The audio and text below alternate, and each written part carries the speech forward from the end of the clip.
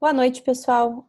Eu vou regravar a aula de segunda-feira porque deu problema na minha gravação, mas enfim, o tema é o mesmo. Nós vamos falar sobre a educação domiciliar. Tá? Se alguém quiser acompanhar pela apostila, eu vou usar a apostila. Quem não tem apostila ainda, depois eu vou colocar o link novamente lá no grupo dos alunos.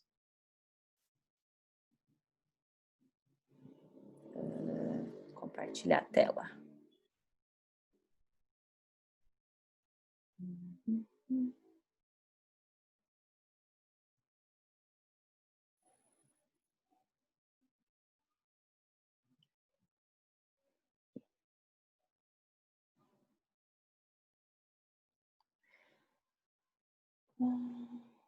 Vou botar pausa aqui na gravação. Aparece um REC para ti? Aparece. Tá. Então, olá pessoal, hoje nós vamos falar sobre educação domiciliar. Eu vou ler a proposta de redação para vocês e vou pedir que vocês anotem no caderno um ajuste na proposta, porque depois que eu fiz essa aula, assim, eu analisei a proposta e eu acho que a gente precisa de um ajuste aí para ficar um pouco mais claro o que vocês precisam escrever. Então, a proposta é: a partir da leitura dos textos motivadores e com base nos conhecimentos construídos ao longo de sua formação, redija um texto dissertativo argumentativo em norma padrão da língua portuguesa sobre o tema educação domiciliar.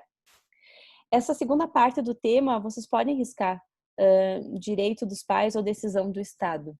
Por que eu resolvi tirar essa parte do tema? Só educação domiciliar e apresentando proposta de intervenção que respeita os direitos humanos. Porque analisando as outras propostas do Enem, nenhuma delas tem ponto de interrogação. Elas são sempre o tema no formato afirmação. Então vamos tirar aquele questionamento que é mais próprio de vestibular, deixa só educação domiciliar. Bom, por que a PRO julga esse tema um tema importante para Enem e para vestibular? Até nós tivemos uma mudança no governo essa semana que influencia até nessas questões. O ministro da Educação deixou o cargo, né? E ele era um ferrenho defensor da educação domiciliar. Mas, enfim, é um tema que está em voga até porque...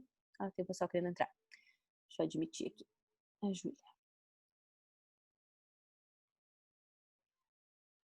É um tema bem em voga até pela questão da pandemia, que as pessoas tiveram que estudar em casa mesmo, foi uma obrigatoriedade, uma imposição do momento que nós estamos vivendo, e acabou que esse tema se tornou relevante, muito relevante, que é como se dá a educação domiciliar e como que ela surgiu.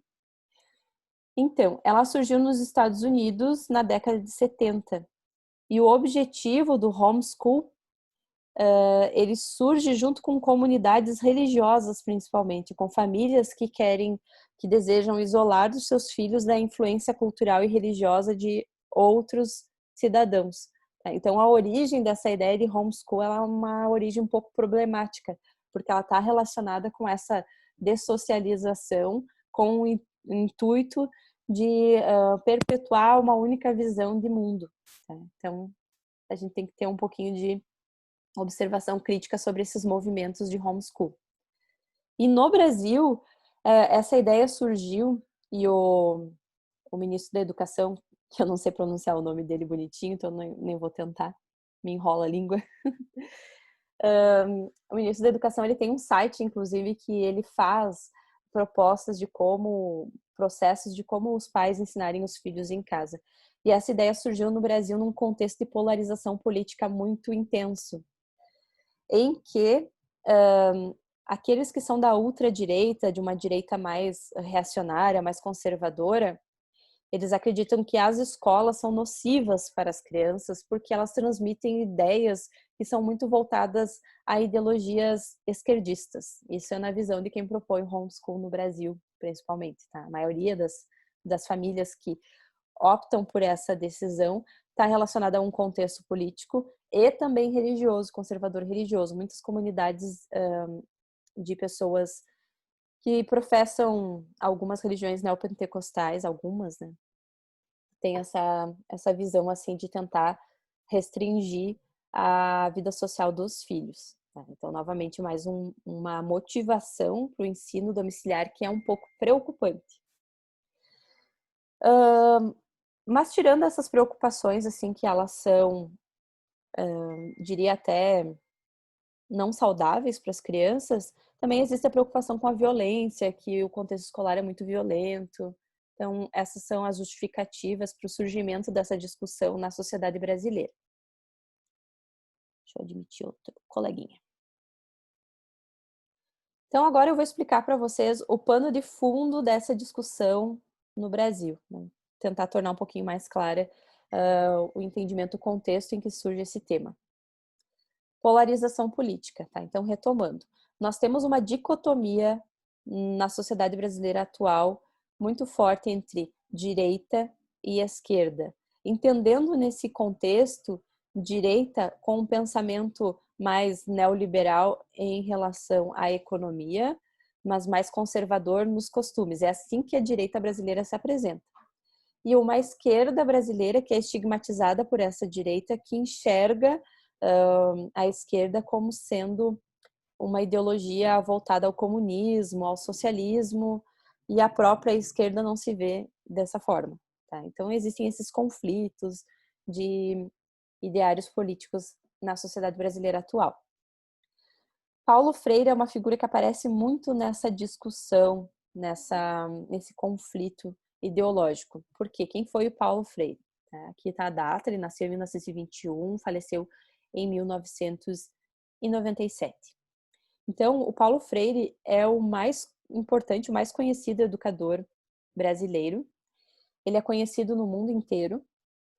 Muitas universidades trabalham com obras do Paulo Freire.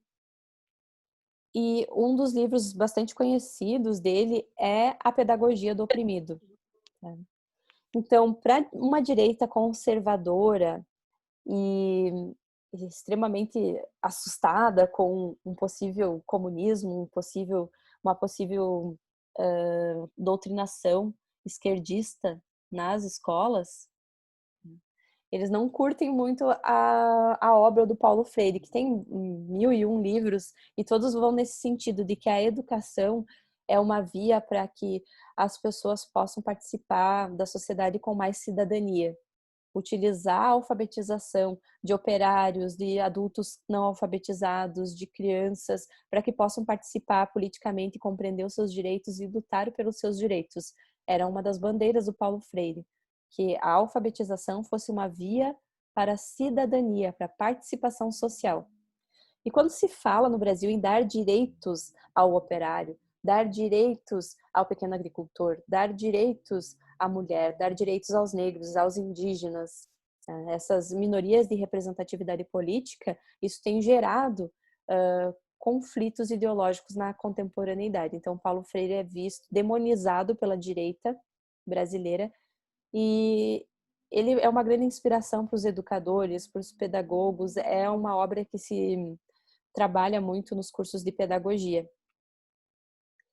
E a forma de alfabetização que o Paulo Freire propõe é uma alfabetização mais concretista, pelo letramento, em que as crianças aprendem e os adultos também aprendem a ler e a escrever a partir de ideias e não de fonemas. Por exemplo, ele usava muito o contexto da, da pessoa que seria o alvo do processo de alfabetização para ensinar. Então, por exemplo, um operário da construção começava a aprender a ler e a escrever por palavras, por frases que tinham relação com o seu contexto, tipo tijolo, cimento, obra e por aí vai. E a forma de alfabetização que era própria da ditadura militar era a alfabetização fonética. E isso perdurou por muito, muito tempo. E é provável que vocês tenham sido alfabetizados dentro dessa visão de aprender a letrinha A, agora todo mundo faz A com I, ai, e aprendendo os sons. Esse tipo de alfabetização ela não dá muito certo, ela gera muitos problemas de ortografia, de interpretação. Eu também fui alfabetizada com alfabetização fonética, tá? E senti bastante essa dificuldade aí ortográfica. Até hoje eu brinco que se eu estiver muito relaxada ou estiver muito distraída, quando eu vou escrever, vai sair erro de ortografia, porque fui uma das vítimas da alfabetização fonética. Porque a língua portuguesa, ela tem é muito pequena a concordância entre fonemas e letras. Isso gera muita confusão na cabeça das crianças depois. Os sons dos fonemas têm representação com várias letras diferentes, né? Por exemplo, chuva, CH, Xuxa com X. Então, essa alfabetização fonética ela foi substituída pelo letramento, que é uma das teorias do Paulo Freire, o letramento e o concretismo. E o pessoal que defende a educação domiciliar propõe o retorno à alfabetização fonética, tá? Até nisso é meio cabulosa essa ideia, porque seria uma forma já em desuso de alfabetização. As escolas, a grande maioria das escolas usam o letramento. Então, isso que eu falei até então é para vocês entenderem o contexto em que surge esse tema. Agora, quando vocês forem fazer a redação, o que vai acontecer? A educação domiciliar, ela já é uma realidade no Brasil, ela já foi aprovada. Falta ainda ela ser melhor regulamentada. Então, a tese que vocês vão defender nessa redação, que é necessário defender para que fique mais lógico o discurso, é que é necessário, tá? É necessário que a permissão para o ensino domiciliar não faça com que o Estado abra mão da sua responsabilidade, que está na Constituição, inclusive, de propiciar uma educação pública e de qualidade. Que o Estado diminua os investimentos na escola pública porque a responsabilidade foi dividida com as famílias e as famílias podem, excepcionalmente, ensinar seus filhos em casa. Então, a tese a ser desenvolvida é que a permissão para a educação domiciliar não seja uma desculpa para o Estado abandonar a escola, certo? Que já, na verdade, já vem abandonada, né? Mas seria um fator que poderia aumentar esse descaso com a instituição escolar. E a gente sabe que para fazer uma boa redação do Enem é importante que a gente utilize várias áreas do conhecimento na nossa argumentação. Então, eu vou sugerir algumas áreas do conhecimento, alguns autores e obras para que vocês coloquem, introduzam na redação. Tá?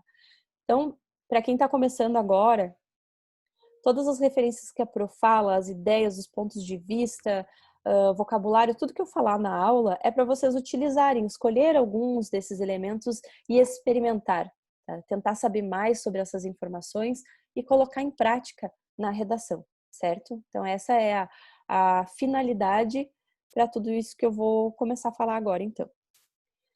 História. Se vocês quiserem acrescentar fatos históricos relacionados ao ensino domiciliar, o que é possível citar? É possível citar um autor, o nome dele está aqui, Philippe Arié. A obra, o título da obra dele mais conhecida é A História Social da Criança e da Família.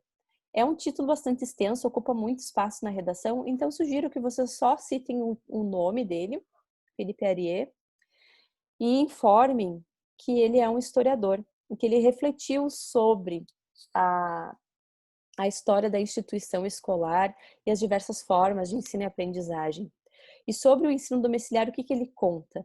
Ele conta nesse livro que lá na Idade Média, a grande maioria da população, do povo, era formada por analfabetos, né? A plebe era total, completamente analfabeta. E as crianças aprendiam alguma coisa, algum ofício no sistema de mestre e aprendiz. Então, uma criança que mal começasse a andar, a falar, já era enviada para um sapateiro, para um ferreiro, para aprender um determinado ofício. Tá? Então, não existia a escola como nós conhecemos hoje na Idade Média europeia. Como que as crianças ricas aprendiam, então? As nobres, os filhos de fidalgos, de príncipes, os futuros reis, como é que eles aprendiam? Eles aprendiam no sistema de homeschool. Eram os tutores, os professores da época que acompanhavam as crianças e as ensinavam tudo que a plebe não tinha acesso. Ler, escrever, tocar instrumentos, cavalgar, jogos, enfim. E ele analisa através de diários de reis e de rainhas, como foi a criação das crianças com base nesse sistema de tutoria de ensino domiciliar. Então, é legal você colocar isso na sua redação e relacionar com a tese, tá? Com a ideia de que caso nós tenhamos um retorno, essa compreensão medieval de que apenas os mais abastados podem pagar por uma educação domiciliar, por professores particulares e por uma educação mais cuidadosa, nós teríamos um retrocesso à Idade Média, em que apenas os nobres tinham acesso aos bons educadores e à informação. Então dá para fazer esse jogo de ideias na redação, relacionando com história. Então aqui são todos os tópicos que resumem o livro. Artes plásticas, tá? É legal a gente introduzir na nossa redação, fica bem, vocês podem escolher como uma forma de intertextualidade, descrever quadros. Tá? Então, uma sugestão são os quadros do Cândido Portinari. O Cândido Portinari ele registra em vários quadros cenas do universo infantil, cenas sobre a infância. E são cenas de uma infância bem voltada à liberdade, às brincadeiras ao ar livre, à infância das crianças do povo brasileiro. Aqui a gente tem uma cena das crianças brincando ali de cama de gato, acho que se chama brincadeira. Como que isso poderia interagir com a minha redação, aparecer como intertextualidade dentro do meu texto? Então você pode citar lá na sua redação que nos quadros do célebre pintor brasileiro Cândido Portinari, há o registro de uma infância voltada à liberdade e devemos prezar por isso, e quando se institui a educação domiciliar, corre-se o risco de que a criança venha a perder a oportunidade de socialização, de brincar, de estar com os seus pares. Tá? Dá para fazer alguma relação assim. Aqui tem informações sobre a obra, enfim. Literatura. Se vocês quiserem citar algum livro dentro da sua redação para abarcar essa área do conhecimento que é a literatura, aqui eu coloquei algumas sugestões.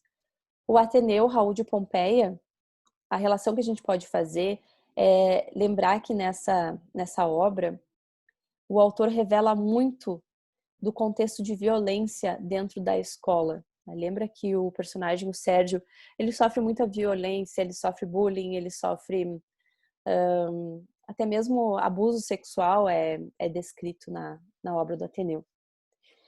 Então, isso você pode correlacionar com a redação da seguinte forma. Então, na obra do escritor naturalista Raul de Pompeia, na obra Ateneu, há o registro de uma escola que se assemelha às escolas contemporâneas no que diz respeito à violência. E esse é um dos motivos que faz com que muitas famílias queiram implementar a educação domiciliar. Porém, é papel do Estado garantir a segurança nas escolas e reformular esses ambientes e também uma mudança cultural para que a escola seja um lugar de segurança para as crianças e não abandonar a escola e levar todo mundo para sua casa e ficar todo mundo dentro de uma bolha. Tá? Essa é a ideia, mais ou menos. Memórias Póstumas de Brás Cubas Machado de Assis. A ideia o raciocínio é semelhante. Por quê? No Memórias Póstumas, no capítulo Menino Diabo, o personagem Brás Cubas ele fala sobre a infância dele e ele vai comentar sobre a escola. E daí ele diz que na escola ele não aprendeu nada de bom, que foi um tempo chato, enfadonho, e ele convida o leitor a dar um salto por esse período. Ele vai contar a vida dele, mas vai pular a escola porque a escola não teve nenhuma importância. Então, a relação que você pode fazer no seu texto é que esse sentimento do Brás Cubas de que a escola não teve importância na sua biografia precisa ser superado no Brasil, com o investimento na formação dos professores, na infraestrutura escolar, e não é permitindo a educação domiciliar e tornando isso uma realidade mais presente, multiplicando os casos de educação domiciliar, que nós vamos resolver, sanar esse tipo de problema. Conto de Escola de Machado de Assis, mais ou menos a mesma lógica. O Clube do Filme é um livro do escritor americano David Gilmour, que fala sobre uma experiência de educação domiciliar. esse autor, ele tira o filho dele da escola, o filho dele é adolescente, tem uns 17 anos, ele tem muitos problemas com drogas, ele não se encaixa na escola tradicional. E ele começa a ensinar o filho dele através de filmes. Ele passa um filme e daí ele vai transmitindo os valores ou as informações que ele julga importante para a formação do filho. Mas no final eles desistem, tá? Ele desiste desse tipo de educação e o filho mesmo decide retornar ao convívio social. Então, é um exemplo de tentativa de educação domiciliar que foi interessante, foi válida, mas que a importância da socialização se sobressaiu. Tem um filme novo, tá? Novo mais ou menos, no Netflix, que é o Capitão Fantástico, acho que é o nome do filme, que também trata dessa questão, entre outras coisas, de ensinar as crianças dentro do universo familiar, dentro da casa da família. Siddhartha, do Hermann Hesse. Esse livro é muito legal, leiam esse livro. Uma ideia que vocês podem correlacionar com... deixa eu só dar uma olhadinha aqui. Tem outros filmes que falam sobre isso, prof. O Capitão Fantástico, não sei se você anotou. Eu lembrei desse agora. Tem no Morro dos Ventos Uivantes, mas não é o objetivo do livro tratar sobre isso. E do filme, né? Porque tem um filme também. Mas o Doutor Fantástico é novo. Esse Siddhartha do Hermann Hesse, olha só que interessante a ideia. O Siddhartha, ele é um príncipe e ele estuda em casa. O tutor vai dando as aulas particulares, vai ensinando ele em casa. E ele é totalmente alienado do que acontece fora do castelo. E um dia ele sobe no muro do castelo e observa o povo, os miseráveis, e ele fica muito assustado, porque ele nunca tinha visto a miséria, nunca tinha visto a doença, nunca tinha visto a velhice. E ele pergunta para o professor por que aquelas pessoas são assim. E o professor disse, não, esse é o povo, meu senhor. Né? O povo passa fome, o povo sente frio, o povo é miserável, enfim. E ele fica muito impressionado porque ele não sabia dessa realidade. Então a gente pode contar isso na redação e falar que caso a educação domiciliar seja amplamente instituída, a gente tem que tomar o cuidado para não criar uma geração de alienados, de pessoas que vivem dentro de uma bolha, que não reconhecem seu próprio contexto. Aqui eu coloquei 2 citações diretas como sugestão para vocês introduzirem nas redações se acharem interessante. Habilidade a ser desenvolvida. Introdução da citação direta. Aqui tem um exemplo de como fazer a citação direta na redação. Então, a afirmação do filósofo, teólogo, historiador, fulano de tal, nome do autor, 2 pontos, abre aspas, coloca a citação, fecha aspas, pode ser facilmente aplicada à discussão acerca da educação domiciliar. Coloca o tema da redação, eis que evidencia, e aí você interpreta a frase. Toda vez que a gente acrescenta uma frase dentro da redação, uma citação direta, nós precisamos comentar essa citação direta, ela não pode ficar sozinha no período, a gente precisa fazer uma correlação com o tema. Aqui eu coloquei vários itens que vocês podem refletir, são em forma de perguntas para vocês responderem no caderno, para tentar levantar mais argumentos sobre o tema dessa redação. Aqui tem um espaço para anotações. Se vocês imprimiram a apostila ou se vocês têm ela impressa, dá para fazer nesse espaço aqui, ou se não, faz no caderno, tá? Bem importante para quem vai começar agora, assim, o semestre de redação. Planejar, tá? Depois que vocês responderem essas perguntas e assistirem um filme ou pensarem melhor sobre a questão, lerem matérias de jornal, de revista sobre o tema, façam um mapa conceitual, escolham o que vocês vão usar em cada partezinha da redação, certo? Alguma dúvida? A Júlia que ficou aqui, a guerreira que ficou até o final. Eu vou interromper a gravação.